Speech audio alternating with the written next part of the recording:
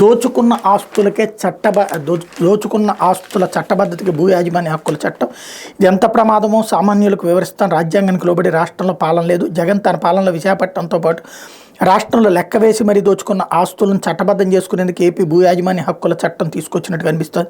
జనసేన అధ్యక్షుడు పవన్ కళ్యాణ్ ధ్వజం ఎత్తారు. ఇది ఒక క్రూరమైన చట్టం అని, ఇందులో లోగుట్టును అందరికీ అర్థమయ్యేలా చెప్పి చైతన్యం తీసుకొస్తామన్నారు. భారత రాజ్యాంగానికి లోబడి పనిచేయాల్సిన రాష్ట్ర ప్రభుత్వం కనీస ధర్మాన్ని పక్కన పెట్టి పరిపాలన సాగిస్తోందని విమర్శించారు అన్నటువంటి వార్తని హైలైట్ చేశారు. అసలు ఆ చట్టాన్ని తీసుకొచ్చింది కేంద్ర ప్రభుత్వం అన్నటువంటి సంగతి తెలియదు. లాయర్లు డబ్బులు సంపాదించుకోవడానికి సివిల్ కేసులు నడుస్తున్నాయి తప్పించి ఒరిజినల్గా అయితే కనుక ఇది ఒక పరిష్కార మార్గం అని కేంద్ర ప్రభుత్వం సూచిస్తే దాన్ని అమలు చేస్తున్నది ఆంధ్రప్రదేశ్ ప్రభుత్వం.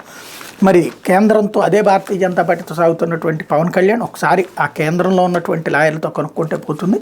అలా కాకుండా ఇక్కడ ఉన్నటువంటి వాళ్ళతో మాట్లాడితే ఈ కోణంలో వస్తుంది. కొంత వాస్తవికతకి దూరంగా ఉన్నట్టుంది. ఆయన కనుక్కుంటే బెటర్, కనుక్కోపోయినా ఆయన ఇష్టం. ఆయనకి మనం సలహాలు చెప్పాల్సిన